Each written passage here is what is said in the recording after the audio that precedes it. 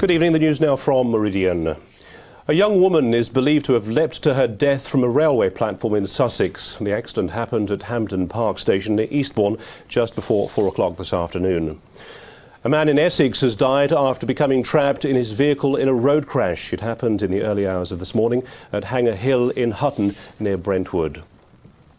Millionaire adventurer Steve Fossett did make it to Kent last night, but not in the plane he'd broken the world record for travelling further than anyone else in.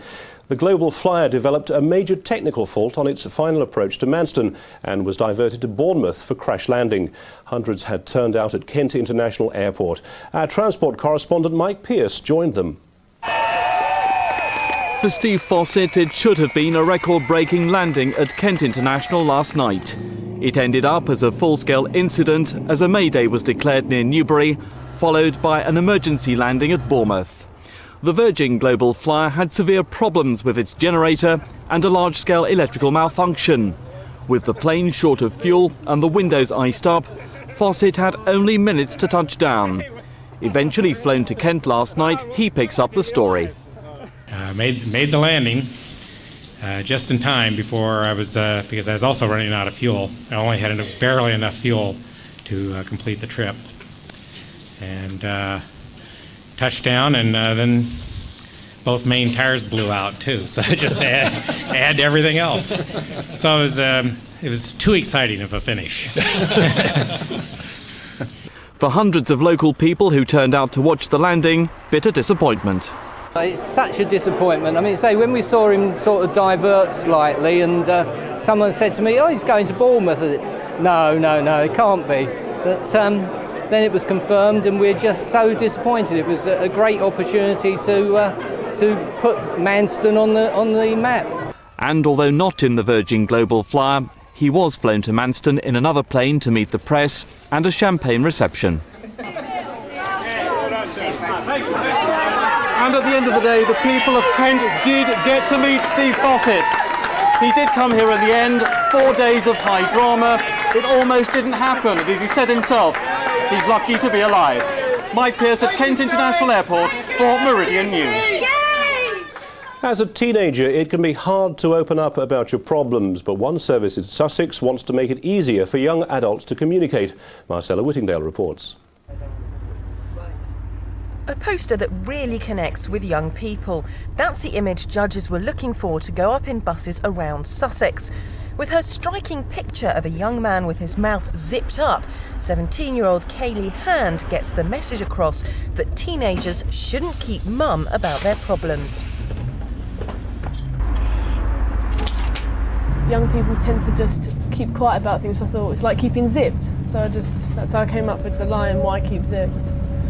Kaylee's winning design will help raise awareness of Connections in Sussex, a service she knows all about. With help from personal advisors at drop-in centres, youngsters from 13 to 19 can get advice on a range of subjects from careers and education to drug abuse and homelessness. The idea was superb, and the idea of the powerful image of having a zip over your mouth that just spoke volumes, spoke more than a whole kind of paragraph of words could really. The actual poster on the bus, yes, is to speak to people and say, "We're here, give us a ring, get in contact, and we're there for you." The posters are already up in buses across the county. Kaylee's creativity may well be the spark that changes several lives for the better. Marcella Whittingdale in Brighton for Meridian News. The South East is to get £1.5 million to help threatened species and habitats in the region. Part of the North Kent marshes will be the first to get some of the money through the Enriching Nature programme. The RSPB has been awarded more than £100,000 for nature conservation and the species they support in the area. Now then, have you got any love to give this Valentine's? If so, the Dogs Trust in Canterbury want to hear from you. They're putting out an appeal to find a loving home for a Staffordshire Bull Terrier called Valentine, who lost an eye after being attacked and beaten. Well, Jeff Moody's there right now. Jeff. Well, yes, I'm here at the Dogs Trust Canterbury, and I'm talking quite quietly because we're trying not to frighten Valentine. What's actually happened to her, Nikki? Well, Valentine came into us as a stray, and when she came in, she'd actually had her eye removed by the vet. After being a victim of quite a savage attack, the vet was unable to save her eye. So we think a person attacked her, do we? Yes, definitely. The severity and the nature of the injuries, indicates that it was a person and not another dog that did this, to her face. So is the idea now to try and rehome her? Absolutely. We're desperate for her to get a home. We don't like any of the dogs to stay in our care for too long, but particularly with her recent disability, we would like her to get into a normal home environment as soon as possible. She is quite nervous, isn't she? I mean, is there Absolutely. anything specific people need to know in order to know whether they can adopt her or not? Yes, certainly. Well, we're really, really keen for her to go to quite a calm environment. If there were any children in the house, they'd have to be older, sensible children, say teenagers upwards. She's very withdrawn after what happened, and we certainly don't want any rough and tumble. She's gaining confidence, but any family would have to realise it's going to take some time. We do know that she's not particularly good with cats or other dogs. She's a bit nervous, so we prefer her to be the only pet as well. Nikki, thanks very much indeed. Well, if you think you've got what it takes to provide Valentine with a loving home this Valentine's Day, do get in touch with the Trust. As we always say at this point, don't ring Meridian, please, but do ring the Trust. Thanks very much, Jeff. And indeed, their number, if you'd like to help out, is 01227 792 505. 01227 792 505. A review of maternity services at Basildon Hospital has confirmed they are meeting top quality standards. All aspects of the maternity unit came under scrutiny, including the training and qualifications of the staff. Apart from reassuring mums-to-be, the findings also saved the hospital money. Now then, if you were out and about in Ashford today, you may have noticed an unusual sight in the sky. Goddington Park played host to a medieval-style shooting contest, and teams of competitors fired traditional longbow arrows into the air to raise money for charity. Joanna Martin reports. It was raining, cold and windy, but that didn't seem to matter. Participants came from as far afield as Austria, Italy and France for the contest. A chance to show their skill with a longbow. It's the first form of artillery shooting. In other words, you're trying to get at the adversary and destroying him from a distance before he can really get started. And in order to do that, you had to be very good at ranging your arrows over a long distance. Competitors line up as if in battle and fire their arrows at the same time. The one that gets nearest the target wins. Then they collect their arrows and shoot at the next target. It's like a slightly more dangerous game of golf. Goddington Park provided the setting for today's conquest. The house would have seen real archers preparing to do battle in the grounds. The house dates back to about 1360, so for many years they were doing archery practice in the grounds, and the magnificent parkland is obviously the ideal setting for this historic longbow archery. The group's called the Fraternity of St George, and proceeds from today's competition go to charities of the armed services. Joanna Martin in Goddington for Meridian News. Now our weekly review with interpreter Anne McAllister. The former deputy head teacher from Sussex, Sean Jenkins, was cleared of killing his foster daughter Billy Jo after a jury failed to reach a verdict.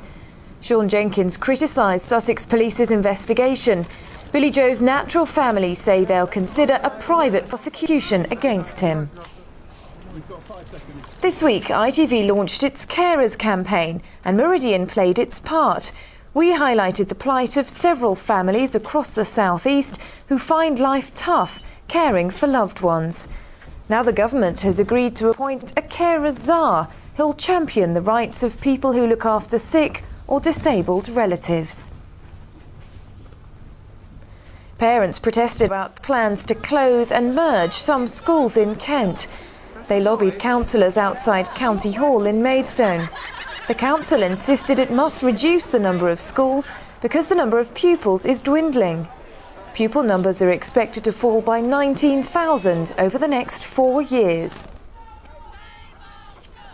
A man from Kent demanded compensation after he said a surgeon amputated his leg by mistake. Reg Haynes from Northfleet had leg pains, but said doctors got their diagnosis wrong. The Darrant Valley Hospital in Dartford wouldn't comment on his claims. Plans to build Margate's new art gallery in the sea were scrapped. The cost of the Turner Centre spiralled from 17 to 49 million pounds. Now it's been decided to build it on dry land instead. Weather forecast now, here's Gemma.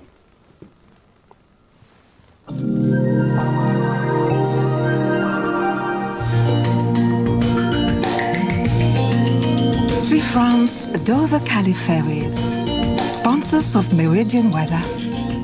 Good evening. We've certainly got a wet night ahead of us. This was a picture from the radar sequence this morning.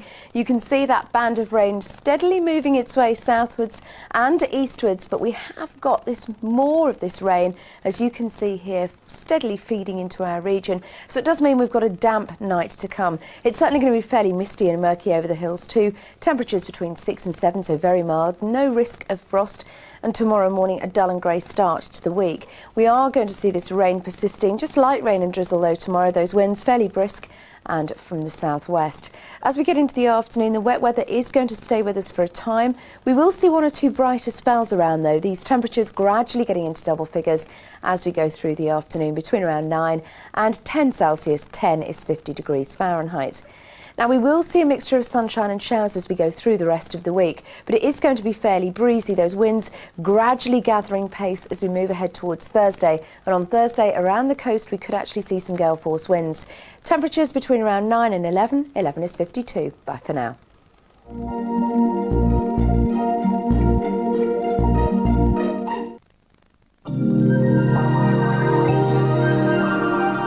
And that's it from the Weekend News team here at Meridian. We're back tomorrow morning with bulletins in GMTV starting at 6:35. Until then, from all of us, have a very good evening. Bye-bye for now.